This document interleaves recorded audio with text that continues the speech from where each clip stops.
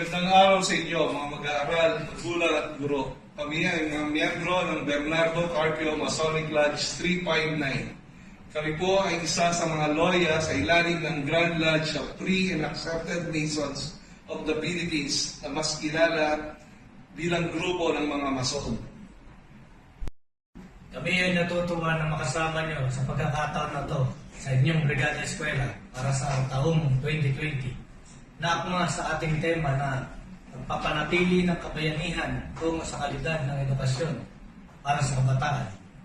Maasahan yung kasama kami sa inyong adhikain ito. Ginagagalak namin na ipaalam sa inyo na ngayong taon ay nahirang ng aming samahan ang Jose Diaz Memorial National High School bilang beneficiary ng aming Adopt a School program. Mapapansin nyo na inumpisa namin ito sa pamamagitan ng pagpapaayos ng inyong palikuran. Kami ay nagpapasalamat sa lahat ng taong naging parte para ito ay mangyari. Maasahan nyo na ito po ay isa pa lang.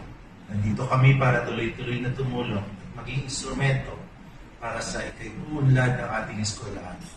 Kami po ay nagbibigay pati sa mga guro, lalo na kay Ma'am Karen at kay Ma'am Mila, para sa isang matagumpay na Brigada Eskwela.